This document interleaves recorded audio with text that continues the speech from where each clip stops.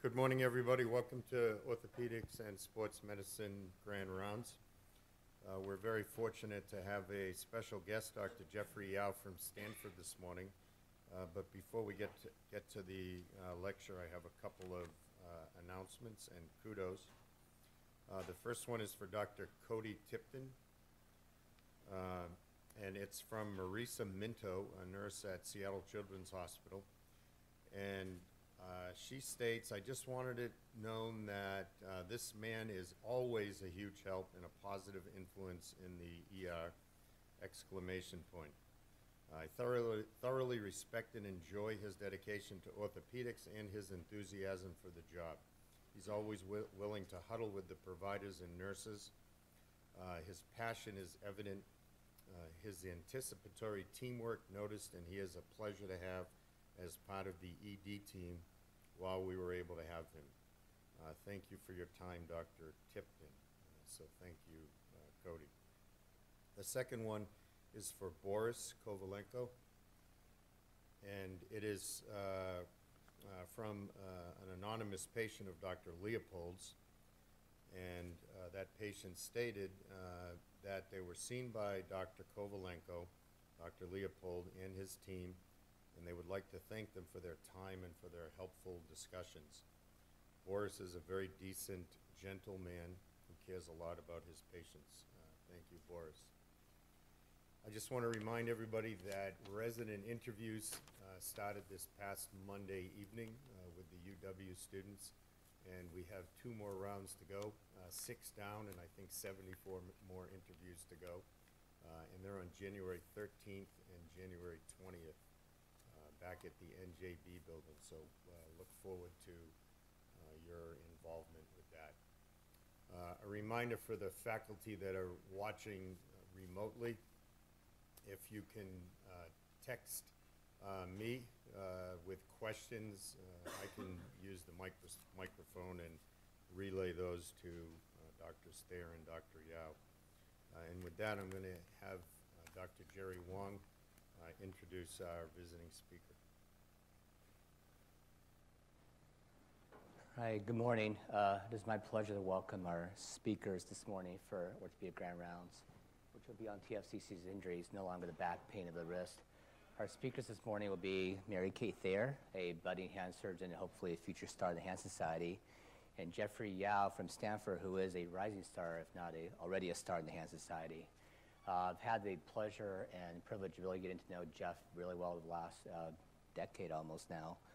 He comes from Stanford, grew up in the New York area, and really his formative years in education in New York State, followed by a hand surgery fellowship at Philadelphia Hand Center. Afterwards, he joined Stanford faculty. As you get to know Jeff Yao, he looks like he's 25, but is already very accomplished, over 100 publications, over 40 book chapters. Certainly one innovative minds in hand surgery. One of the talks he oftentimes gives at the Hand Society is really on innovation and invention. He certainly had a hand in a lot of the newer innovative techniques in hand surgery, including scapholineal reconstruction, TFCC's injuries, and also thumb CMC arthritis. Along with our own Jeff Friedrich, who's actually going to be the program chair of the upcoming Hand Society. It's certainly an honor and privilege to have Jeff join us today. And as you get to know Jeff, he's not just a phenomenal surgeon, but he takes intensity to a new level. Taught a course with him in Vail, and because of the expensive lift ticket prices, I think he managed to get 25 runs in one day on the ski slopes in Vail. Also married with a beautiful family with a wife and 2 kids and a dog. So, Jeff, thank you. Great. Thank you, Dr. Wong. So I am Mary Kate Thayer, and today I have the distinct pleasure of presenting Grand Rounds with Dr. Yao from Stanford University, as Dr. Wong introduced. Today we'll be discussing the TFCC, which has long been an enigma for the orthopedic community. Our goal for today is to hopefully describe injuries of the TFCC and their management, to convince you that TFCC injury is no longer the back pain of the wrist.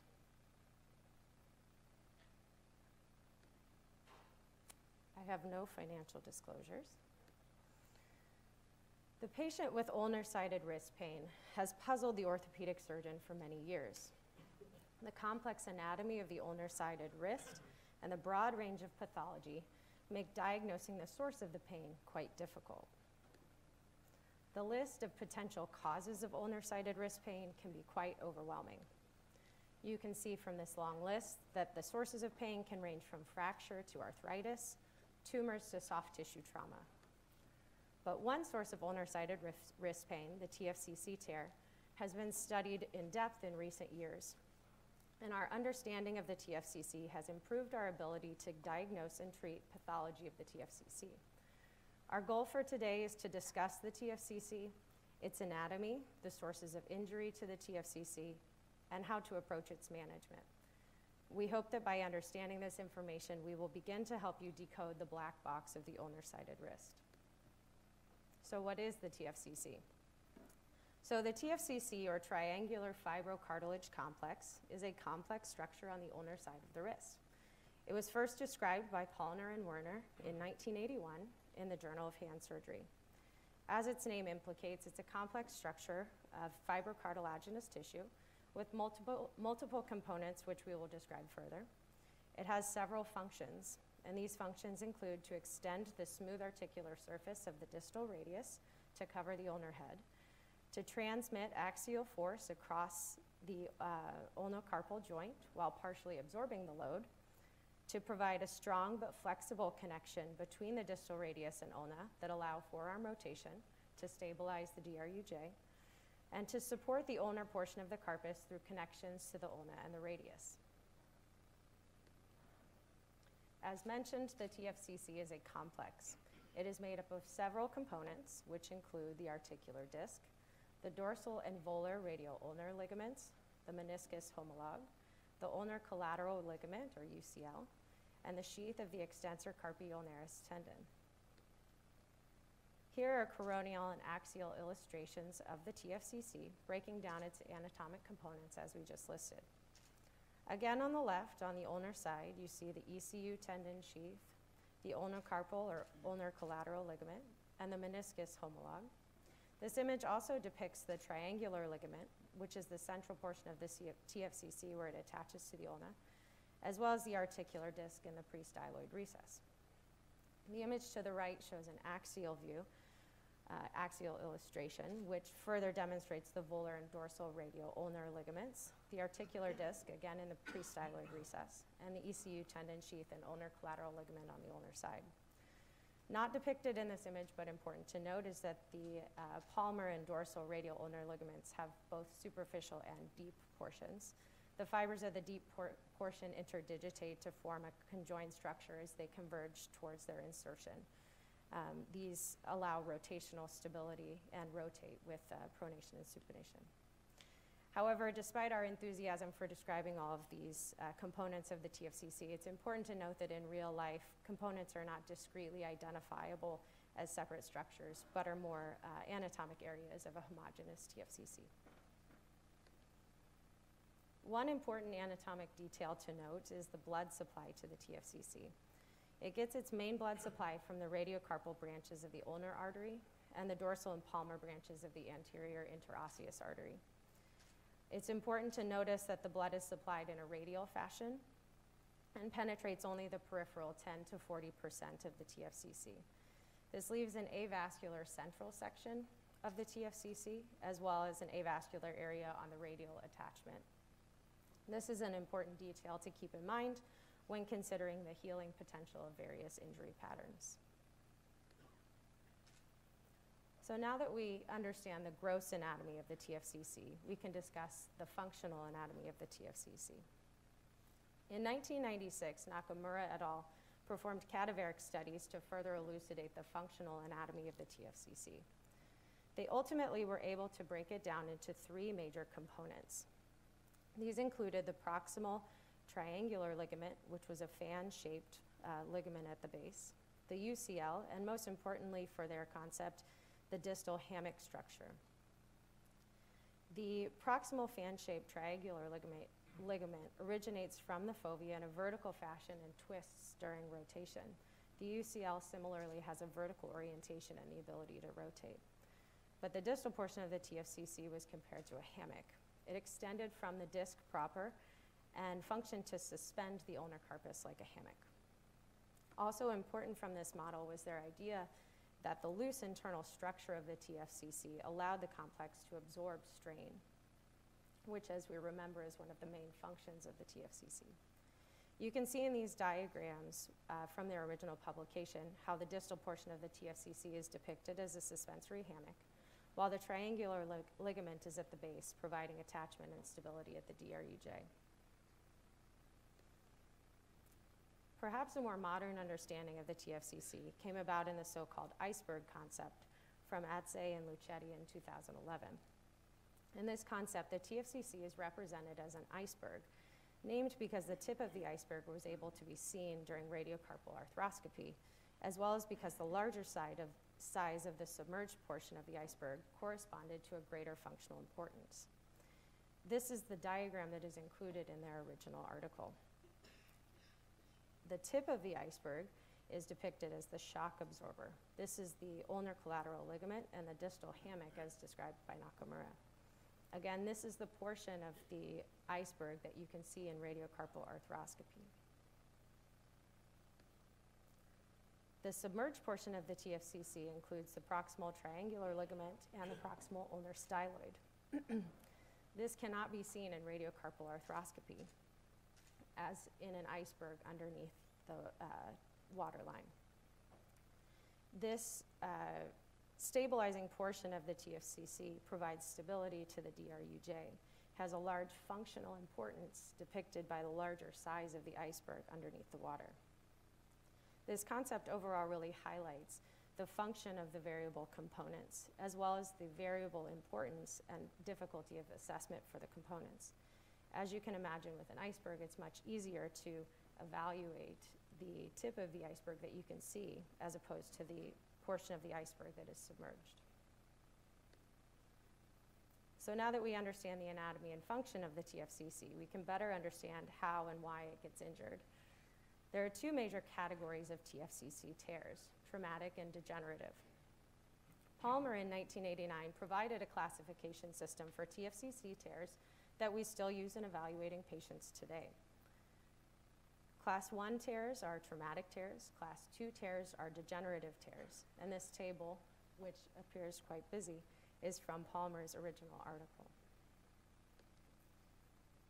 For traumatic TFCC tears, a mechanism is commonly a fall with the wrist extended and pronated, or a forced ulnar deviation.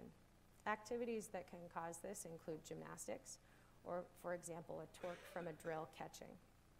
They can also be associated with distal radius fractures or other falls onto outstretched hand. The illustration here demonstrates each type of Class 1 tear. It is important to note that the type 1A tears do not inherently destabilize the DRUJ. These are the central tears and are depicted on the top left of this diagram. Coming farther across this table, as you can see, the other types of Class 1 tears are depicted. These are subclassified based on their anatomic location of the tear. Class 1B are ulnar avulsions with or without ulnar styloid fracture, and those are depicted in the top right two images on this illustration. Class 1C tears are distal avulsions, and 1D are radial avulsions with or without sigmoid notch fracture. In contrast, Palmer Class 2 tears are degenerative in nature.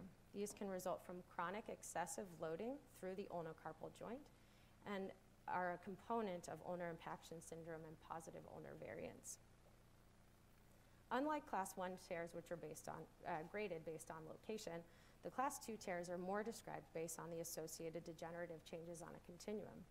If we return to our table from Palmer, zoomed in on the Class 2 category, you can see as you progress farther along, there are more associated areas of chondromalacia or arthritis. So as we mentioned, degenerative TFCC tears are often associated with ulnocarpal impaction and positive ulnar variants. In an ulnar neutral wrist, the ulnar carpus absorbs about 18% of the axial load. This increases to 42%, so almost or more than double when the ulnar length is increased by 2.5 millimeters.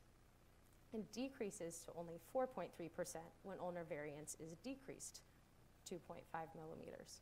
You can see how the ulnar variance and increased load could lead to excessive loading and injury to the TFCC. This image here is an arthrography which has contrast injected and is extravasating, indicating a TFCC tear. You can see the quite significant ulnar positive variance. So now understanding the anatomy and mechanism of the TFCC injuries, how do we evaluate a patient with ulnar-sided wrist pain when we suspect that they have a TFCC tear? First, of course, we must take an excellent history. Was there trauma? How long have the symptoms been present? Do they describe mechanical wrist pain that's worse with loading? Are pronation or supination painful, such as turning a doorknob or turning a key? These all may indicate a TFCC tear. Next, we must perform a focused physical exam. So, of course, we must evaluate the hand and the wrist in its entirety, but to focus in on the TFCC, we can look for a fovea sign. This involves, as the picture shows there, tenderness in the soft spot between the ulnar styloid and the flexor carpi ulnaris tendon. This has about a 95% sensitivity and 87% specificity for foveal disruptions of TFCC tears. So it's definitely a good place to start. As we've mentioned as well in our discussion of the functional anatomy of the TFCC, the DRUJ can often be implicated in these injuries. So a careful examination of the distal radial ulnar joint must also be performed to evaluate for pain or stability. A patient with TFCC tear may also have pain with radial and ulnar deviation as a result of compression or tension on the TFCC. So imaging can also help make the diagnosis of a TFCC tear. First, standard radiographs continue to have a role in evaluation of a patient for TFCC. This can provide information about ulnar variance, which we have described as quite important in understanding degenerative tears. It can give you a sense of prior trauma or show current trauma. It can give you a sense for alignment or arthritis, again, as we discussed with degenerative tears. Arthrography, as was presented with the degenerative tear, has largely become outdated with the use of MRI, but it could be used if MRI was contraindicated. In those images, as we showed, you're looking for extravasation of the contrast fluid to indicate a TFCC tear. MRI has become our go-to imaging modality. It is sensitive and as well as quite accurate, identifying the presence of and location of a TFCC tear.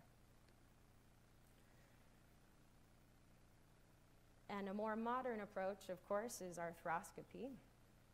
And arthroscopy allows direct visualization of the TFCC.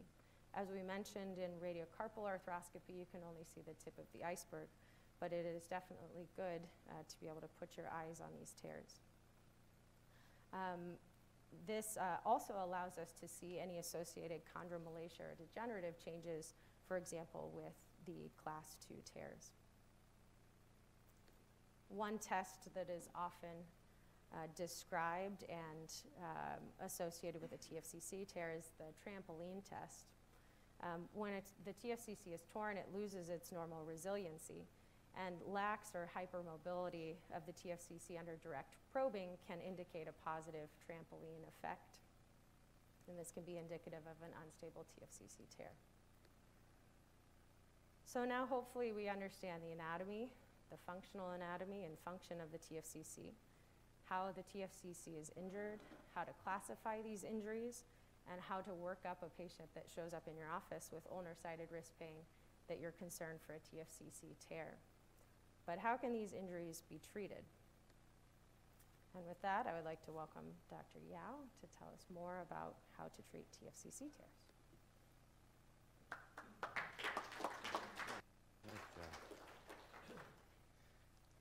Good morning. Very nice job, Mary Kate. That was great, and that's a great segue into my talk.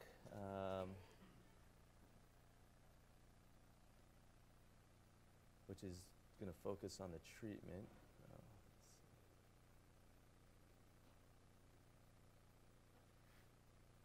All right. It's interesting. So it's up there, but it's not It's not mirrored here. I guess I can just read from there, but.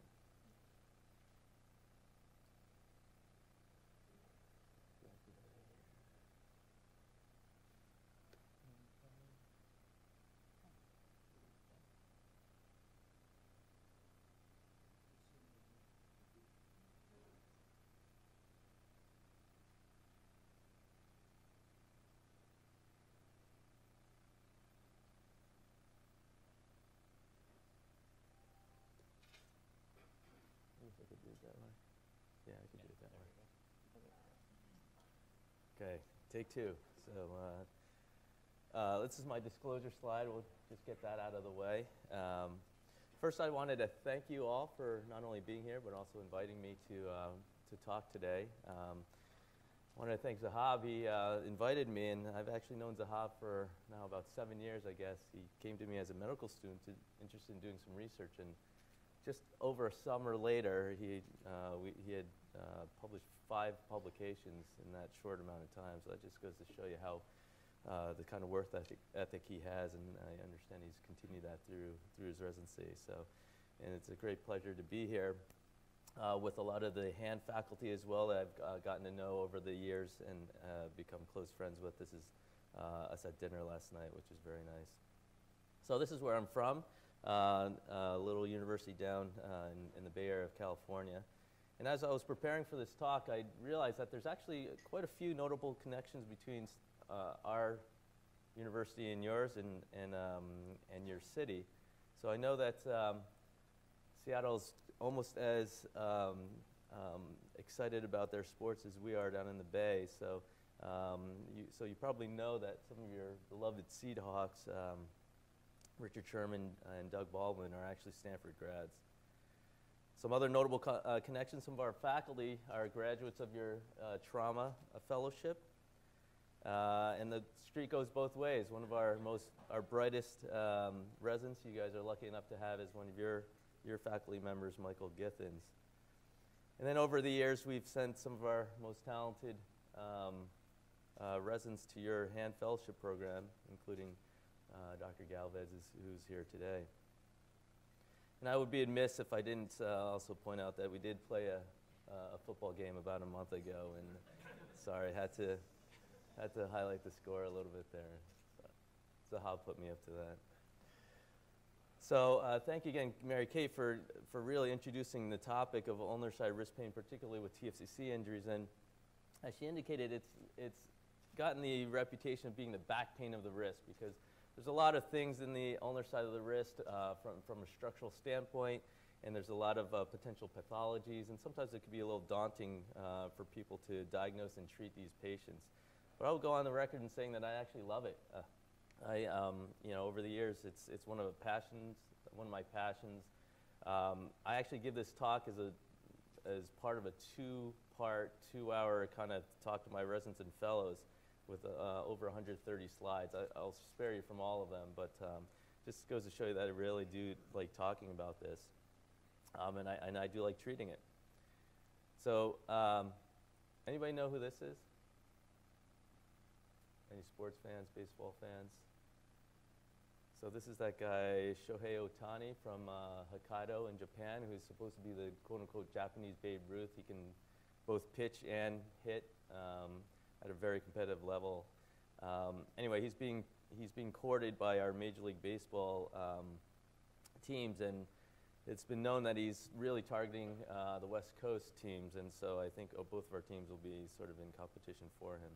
But the reason I bring that up is because I like to use the analogy of baseball, the baseball field, as the analogy for the anatomy of the TFCC. Now, Mary Kate did a very nice job talking about this, so I'll really go over this very quickly. But for our residents and fellows, I use this analogy that the TFCC is very similar to a baseball diamond. Now, if you think of the home plate as the ulnar styloid, your first base and third base lines are going to radiate from the ulnar styloid, and those are your distal ulnar ligaments, as you can see here. Your outfield is, let's say, your radius. The infield dirt will be basically your connection of your TFC to your radius. The infield grass will be the articular disc of the TFC, and then if you have a central tear, as Mary-Kate alluded to, that would be sort of your home plate. So that sort of helps conceptualize the anatomy a little bit. So moving on to the injuries, Mary-Kate very nicely talked about this. Is very common, especially in active populations, which both of us share. People are out on bicycles, mountain bikes, running, they fall, they land on a hyperextended pronated wrist. And they have pain with forced pronation or supination and twisting activities. So classically opening jars, wringing dry towels, opening doorknobs, driving, things like that. So I won't go over the exam or any of the imaging, as Mary-Kate's done that nicely, so we'll talk about the treatment. And so as with anything, you want to get a good history, do your clinical findings, as Mary-Kate pointed out, and use your studies to formulate a plan. For me, non-operative management is always the initial treatment, unless there's gross DRUJ instability. And let's be honest, that's actually very uncommon. We talk about it a lot, but unless there's a very highly comminuted, high-energy fracture, DRUJ instability is relatively uncommon. And so we did a little study showing that immobilization actually has a reasonable chance of resolving these symptoms, about 57%. Not great, but it's still something worth doing. And the thought there is that acute peripheral tears do have the ability to heal themselves given their vascularity, as Mary-Kate pointed out. If that fails, then you can employ corticosteroid injections. Otherwise, we're looking at surgery. And that can take the form of debridement or repair, and this is based on the location of the tear. So as Mary-Kate pointed out, Andy Palmer has classified these tears into two subgroups, either class 1, the traumatic, or class 2, the degenerative tears. And the class 1 tears or the traumatic tears are subclassified based on their location. And so going through each of them, so the Palmer 1A tears are the central tears, the pitcher's mound, if you will, are really unlikely to heal because they're avascular. It's very similar to a meniscus in the white zone, for example, or discoid meniscus, I guess. And these may be debrided, and biomechanical studies show that up to 2/3 of the articular disc can be removed without affecting load transfer. And these are typically seen in patients with ulnar positive variants. And so in those patients, you may consider an ulnar recession or an ulnar shortening osteotomy, which I'll get to in a moment. The analogy I use there is the disc is like a piece of saran wrap. And let's say you have a bowl of fruit and you know, it's below the lip of the bowl. You put that saran wrap across and it's nice and flat. But if you add fruit to that bowl, then you pull that saran wrap up and over that fruit, it's going to stretch out that saran wrap. It's going to become thinner, and that makes it a little bit easier to tear. And so patients with ulnar positive variants are at particular risk for injury, and conversely, those who are ulnar negative are somewhat protected against these injuries, although obviously not guaranteed protection. So the degenerative tears, again, based on the level of involvement of the articular chondromalacia, is demonstrated here. So ulnar impaction, which we typically see with the grade 1 or the 1A type of injuries, a leveling procedure can be employed. The wafer procedure was initially described by Feldon in 1992. This can be done initially open or now arthroscopically. And the benefits of this is it avoids the ulnar shortening osteotomy and internal fixation, which I'll get to in a moment. But that's somewhat plagued by hardware complications and non-union. But the caveat here is you're basically shaving down the distal articular surface of the ulna, and so that may be a problem in and of itself. And I'll go on the record in saying that I'm not a big fan of this procedure. I've seen a lot of these procedures fail in my own hands, as well as other patients who have been referred to me for definitive treatment because of failure. And there is some evidence, but not a ton of evidence for this procedure. I'm not a big fan of this. The formal ulnar shortening osteotomy is my treatment of choice. This was first described by Milch in 1941. And it's a leveling of the radial ulnar articulation. It decompresses the ulnar carpal joint by taking that load off. But also it tightens, theoretically, it's somewhat controversial, but it tightens the ulnar carpal ligaments, the ulnar lunate and ulnar triquetral ligaments, and that helps stabilize some of the ulnar carpus as well.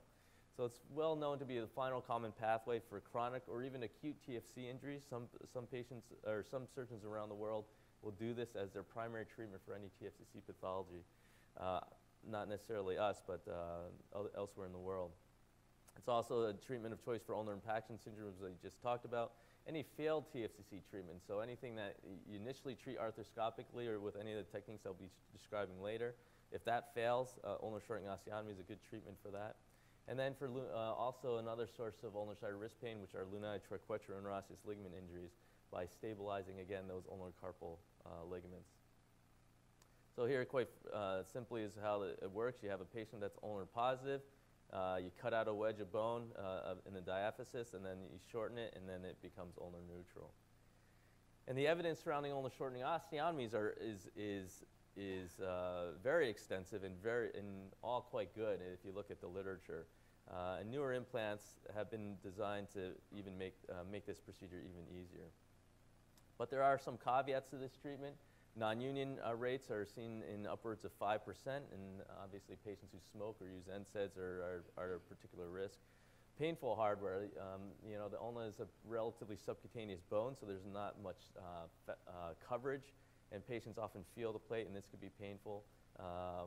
And to avoid that, you can try to place the plate more volarly. And then there's a concern of the reverse inclination of the sigmoid notch. This is also relatively controversial, but normally the sigmoid notch should be in this sort of configuration, but occasionally you'll see a sigmoid notch where it's the reverse. And the thought there is that if you shorten the ulnar seat will be point loading on the sigmoid notch, and so that's a concern as well. Zahab actually helped us look back at some of our patients using a diaphyseal ulnar shortening osteotomy system with a minimum follow-up of 8 months, and we found that the results were, again, very good, comparable to that published elsewhere. But we did have complications. So we had 2 non-unions, or 7%, which was consistent with the other studies.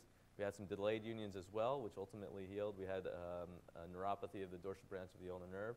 And the biggest issue, again, was the 13% removal rate, which is, again, along the lines of other studies, which is non-trivial. So hardware removal is an issue. So now what I typically will do now is this Slade metaphyseal shortening osteotomy. I don't know if Jeff, Jerry, or Doug, if you've done this, but it's a very nice technique, which is a metaphyseal osteotomy, a closing wedge, and then you insert a screw through the articular surface of the ulnar head to compress that. Here you can see one of my patients, ulnar positive. This patient actually had a nickel allergy, so I couldn't use my standard ulnar shortening osteotomy plate, which is stainless steel plate. So I did this closing wedge osteotomy, and you see that offloads the ulnar lunate joint, and it compresses down. And this is just 3 months later. So what this does is it decreases the non-union rate because you're using metaphyseal bone as opposed to diaphyseal bone. And number 2, the risk of the hardware being an issue is less because it's a screw that's implanted within the bone. So I've gone to this technique, and I've had some good success early on. Moving on, I'll skip the 1B tears because I'll come back to those because those are a little bit more interesting and more to talk about. But moving on to the 1C, or the volar avulsions, these are typically treated non-operatively or with debridement. Although more recently, the folks out of the Mayo Clinic, Dick Berger in particular, have repopularized these injuries as the ulnar extrinsic split tears, and they're making a statement that these should be repaired. Obviously, what you have to be careful about in this location is the ulnar neurovascular bundle is directly volar to that. So if you are going to repair these, particularly arthroscopically, you need to make sure that you take that neurovascular bundle into account. A common injury seen in sports, golf, tennis, things like that. 1D tears, or the radial avulsions, these are most commonly seen in the face of a distal radius fracture, but they can happen in isolation as well. The treatment for these is also somewhat controversial. There's little, if any, vascularity to the area. You saw that slide from Mary Kate earlier. But there are treatments, arthroscopic treatments, as well as open treatments to try to repair these as well. The thought is that due to the lack of vascularity of the disc itself, you decorticate the sigmoid notch to create a bleeding bony bed to repair the disc back down to. And this can be done arthroscopically or open.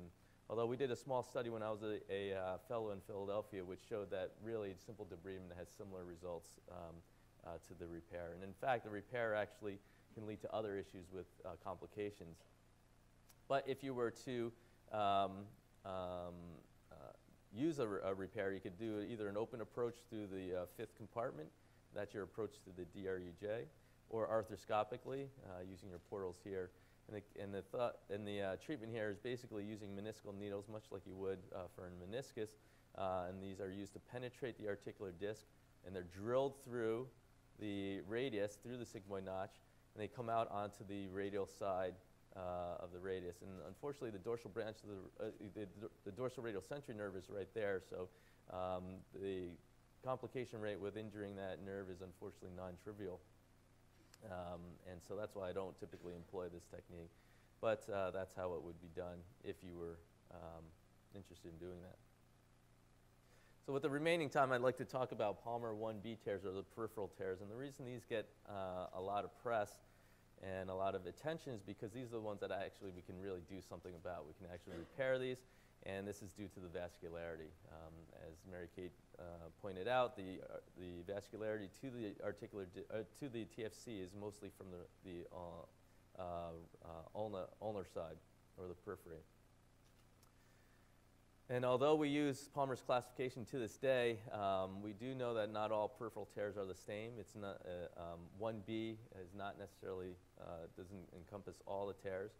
And Mary-Kate showed this diagram from Toshi Nakamura's work, which suggests that it's not just one structure, but rather a continuation of multiple structures. But also, there's two insertions: one into the deep fovea, which is right here on the ulna, and the superficial portion, which inserts onto the ulnar styloid itself.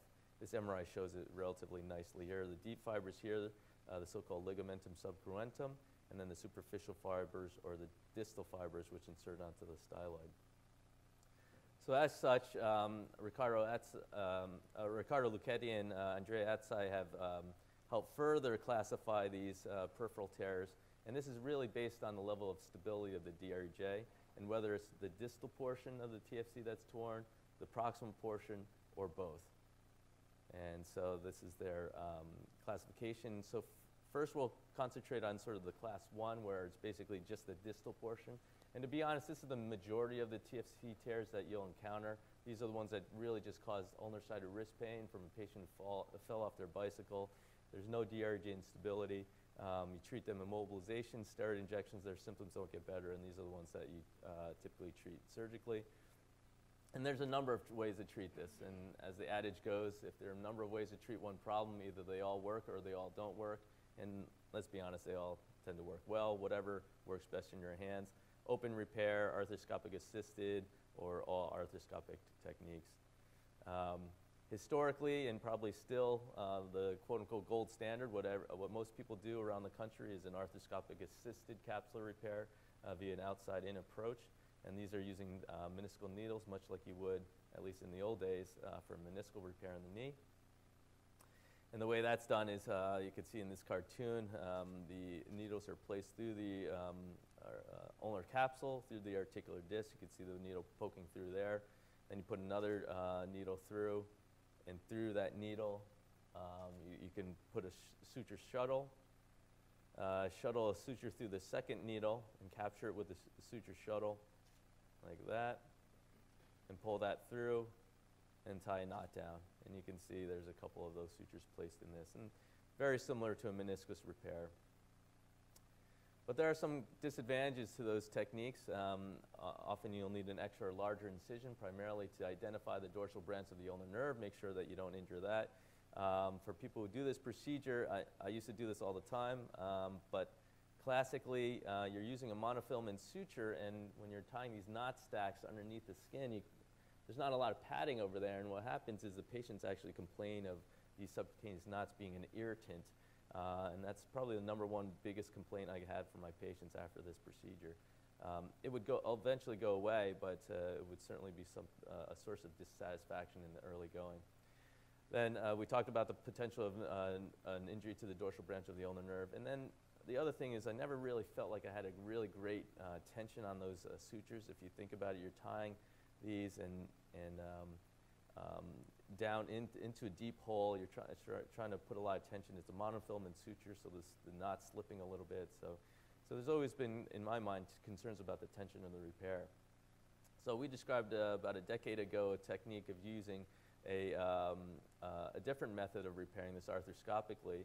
And this is using a pre-tied suture device, which we borrowed from the knee community. And we thought, well, it's designed for the knee meniscal injury repairs. We thought, well, the TFC is somewhat of an analogous structure in the knee, or in the wrist.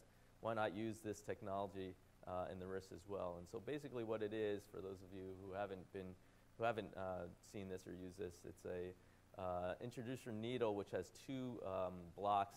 Currently they're made out of PEEK with a pre-tied suture in between. And so what happens is you penetrate through the articular disc and the ulnar capsule and deposit the first block, and then through the capsule alone and deposit the second block, and that creates a vertical mattress suture configuration. And then you just pull on the suture. It's a pre-tied knot, and it reduces your tear. So the potential we've thought for this would be potential for decreased operative time. The meniscal needles is sometimes a little bit fussy. No extra incisions are needed, and it removes that issue of the prominent suture notch, which in my mind was a huge benefit. And then we thought this could also lead to increased strength, and so we wanted to look at this, and so we did a couple cadaveric studies looking at particularly the strength of the repair as well as whether or not this was safe to do before we wanted to do this in patients. So we took some cadavers, we produced peripheral TFC tears, and then we either repaired them with this device or with the current gold standard, which is the outside-in Whipple-Geisler technique. Then we dissected them all out and sort of identified the structures, the closest structures at risk, being the dorsal branch of the ulnar nerve, as well as the formal ulnar nerve vascular bundle. And we found that, in fact, from the ulnar nerve vascular bundle, both techniques were safely away, over 2 centimeters, or close to 2 centimeters away. And the dorsal branch of the ulnar nerve with the outside-in technique were actually quite close, averaged about 5 millimeters away, but for this technique, averaged about 17 millimeters. And the difference is the implant is coming from dorsal to volar, so aiming specifically away from those structures. Then what we did is we dissected out the articular discs and loaded them on an Instron MTS, and then assessed the strength of the repair. And in fact, we found that they were significantly stronger with this technique. So this is how we do a typical arthroscopy setup. The typical portals we use are the 6R and 3-4, although you can use the 4-5 portal as a viewing portal as well. And hopefully this video plays. And so this is a video showing the trampoline effect, as Mary Kate alluded to, which is kind of lost here. It's instead of a trampoline, it's sort of like a soggy waterbed. And here we have the hook test, which is showing that the tear is pulling away from the ulnar capsule. So the first step is to debride the tear, and that's what we're doing here, to sort of stimulate an angiogenic response or bleeding response. And then this is what the device looks like. And so it's got a little orange handle. That's a deployment trigger.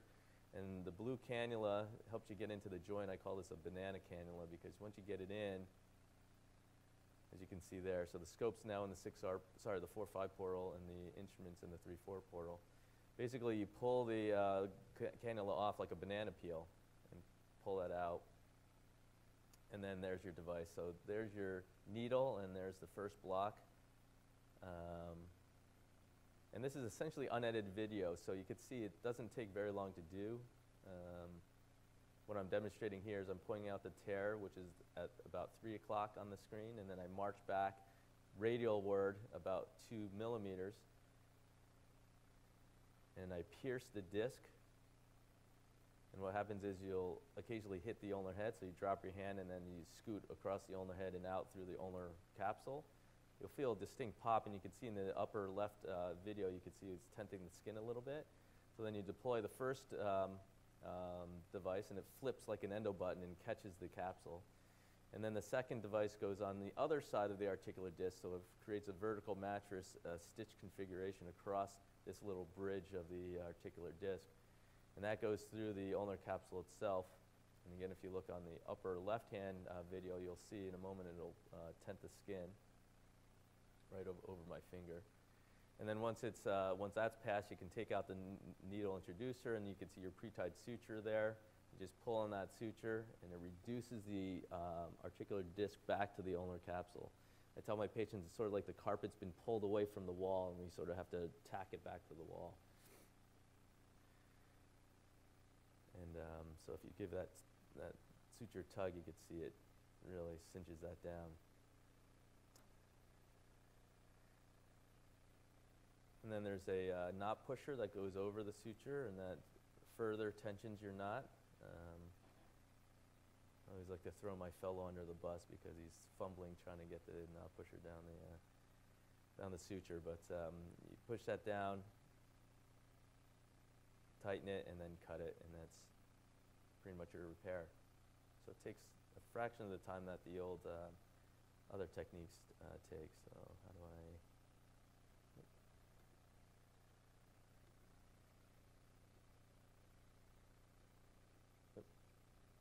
So now this is after repair. You can see the trampoline effect has been restored. You can see the turgor and the bounciness of the articular disc. Just by way of comparison, you can see on the bottom, this is what it looked like before the repair. It's kind of loose and soggy. And you can see the amount of tension. This gave me a lot more confidence in my repair as opposed to the other techniques where you're tying these knots by hand and not getting a really strong knot security. Here's another example.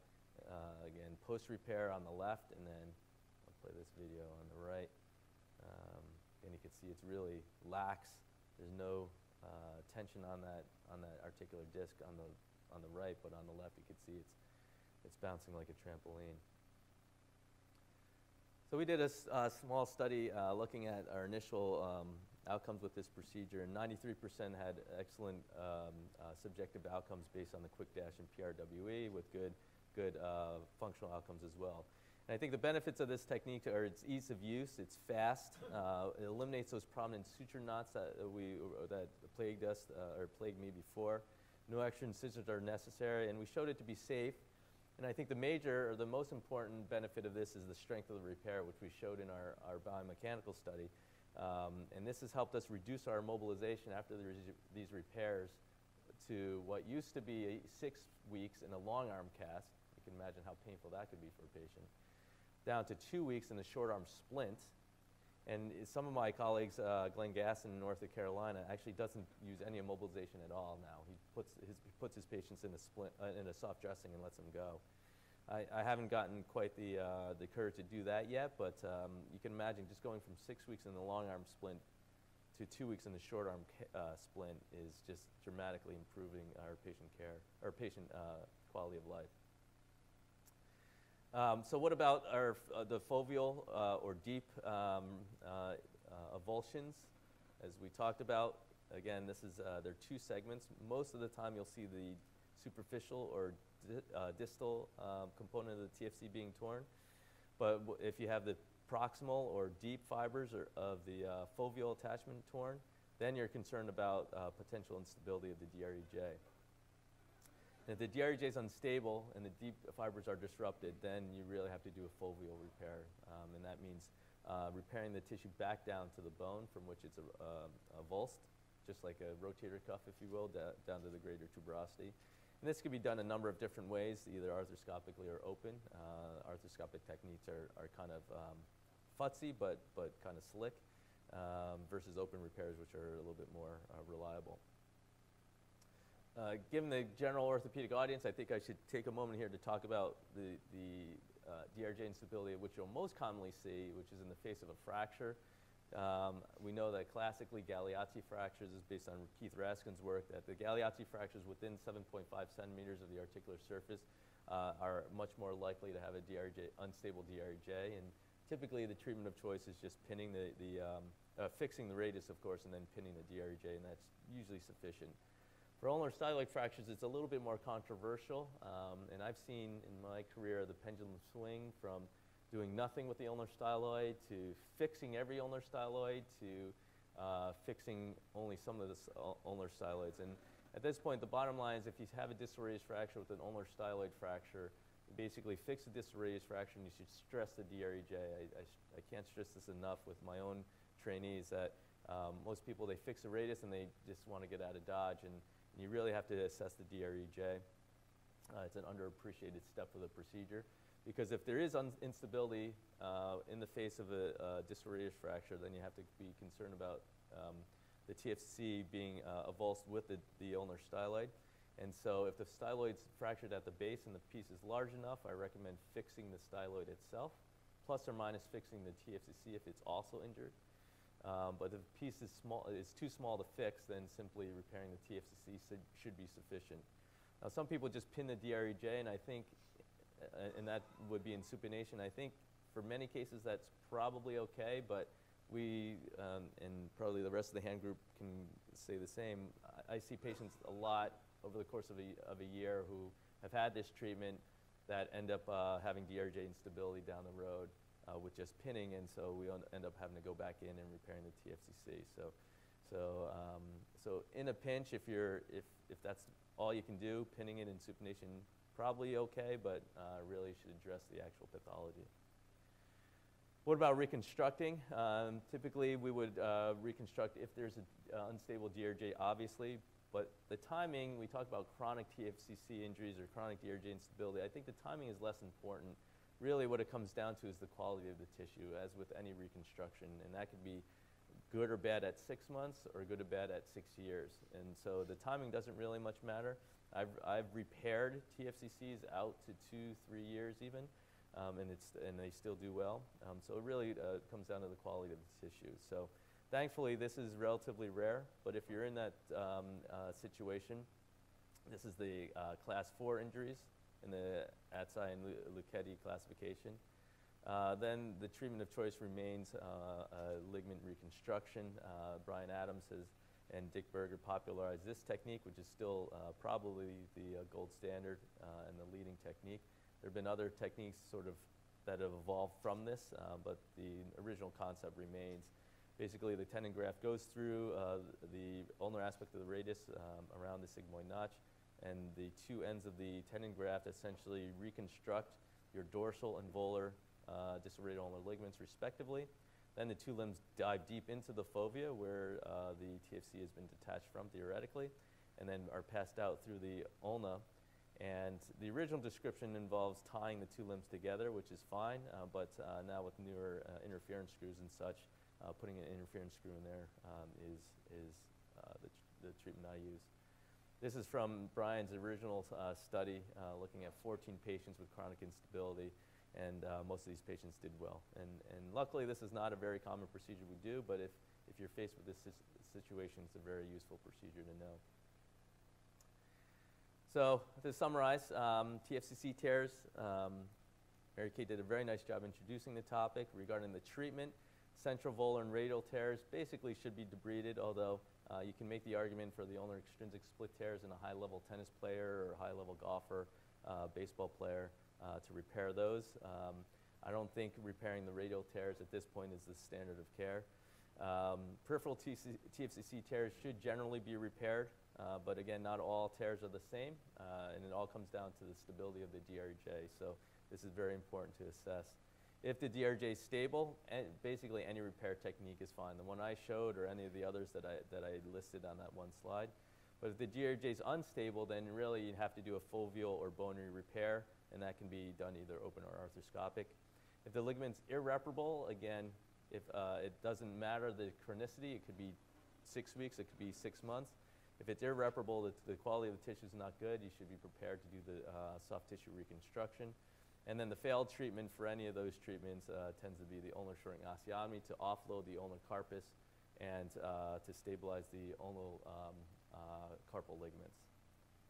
So that's all I have. I'm happy to take any questions.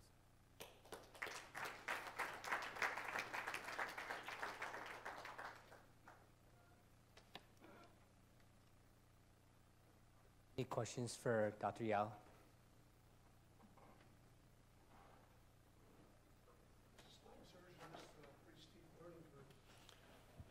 But I would ask, you never referred to age related. Is this a pediatric condition, or is it something you don't want to do as a senior, or what happens to the age adjustment for these conditions of peripheral tears, say? So the only epidemiological study I'm familiar with is there was a study done out of Greece a long time ago in it's kind of an obscure journal, which suggests that, easy to remember, 50% of people over the age of 50 have some tear or some injury to the TFCC degenerative. And I think that's pretty accurate. Regarding traumatic injuries, those can happen to anyone. I mean, I have patients who are in their 80s who are still playing tennis, and they trip and fall, and they land on their wrist, and they suffer a traumatic injury, and we treat them just like they were 30 and they had the same injury. We don't see this very much in children, mostly because the structures are a little bit more pliable and more resilient to those types of injuries. But it's anyone from skeletal maturity to death that can suffer injuries to these structures. I have a question for you, Jeff. So you talked about that initial non-operative management. I think the tough part is somebody coming in who's in their 30s, had a fall, TFCC injury, ulnar foveal tenderness. What's the treatment? Does everybody have to have surgery? What's your threshold? I think with instability, it's obvious, but it's been going on for 2 months. It still hurts. Yeah. Let's get a little bit better. And how do you kind of make that kind of deciding point? Yeah, that's always tough. I'm sure we both share patient populations that are relatively high demand, both from a physical standpoint and from a mental standpoint. So that's always tricky. So I always, unless there's gross instability, I always recommended a period of immobilization, like I showed in that slide. 57% cure rate with immobilization. It's not great, it's not 90%, but you don't burn any bridges. And when it comes to immobilization, I probably have a bad reputation, but I always put my patients in casts. And the reason is because, as you know, with splints, number one, they're a little bit more flexible than a cast. And number two, patients, the compliance, as patients start to feel better, it's very difficult for them to remain compliant. And I know this firsthand because I had a TFC injury myself, and I tried to immobilize myself, and it's really hard to keep that thing on. And so if you're not allowed to take it off, it really is more effective. So I try to talk them into a cast, and I do that in almost every patient. And the thought there is that if it's just synovitic and just inflamed, that just resting it will hopefully resolve that. If it's torn, particularly in the periphery, then potentially it can heal. And so that's why it's useful for 4 weeks. After 4 weeks, if the cast is removed and they're still having symptoms, then the thought is that it's either torn in an area that's not capable of healing, or it's torn so severely that you need to actually help it along, and that's with surgery. So I don't use a lot of steroid injections, which I know a lot of people do use, and the reason is because steroids are obviously not going to heal the structure, but take away the inflammation resulting from the structure being injured. But theoretically, the immobilization should have done the same thing. So if the immobilization didn't work, then I'm not sure the steroid's going to work. But if someone's really wanting something before surgery, then I think it's a reasonable option. Jeff, do you have a question?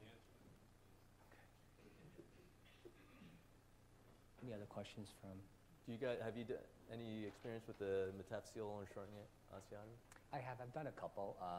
It always makes me scared. We've had cases, not myself, but the group, where the ulnar head just disappears. It resorbs over time. You get avascular necrosis of the ulnar head. So it's been described, and that's always my kind of hesitation. I think somebody who has no instability, but maybe 2 millimeters, I think it's a great operation. But if I think I have to do a little bit more shortening, then I still go to a diaphyseal, even though. So I think some of the residents know I have all the corporal abutment myself, and I'm kind of thinking, God, do I really want to go through a shortening and prolonged mobilization and potential non-union and everything? So it's tough. I think metaphyseal, if it works well, it's a great operation. Yeah, I'm sold on it. I mean, it's metaphyseal bone, so the non-union rate is much less, I think, and the risk of prominent hardware is removed. I haven't seen that the avascular necrosis. I wonder if it was a really distal osteotomy. Maybe that potentially put them at risk. It was a little bit distal. It was an Acrotrack screw that was used, but I really don't know contributing factors. Look, initial X-rays look great, and then 3 months later, it's gone. So, interesting. Good to know. Jeff, do you use that procedure? I haven't done it yet. I've only done biopsies. On behalf of the department, Jeff, really want to kind of thank you for an incredible kind of a 2-3 hour ICL jump into 45 minutes. Really a pleasure to have you here. Thanks. Thank you. Thank you all. Thank you.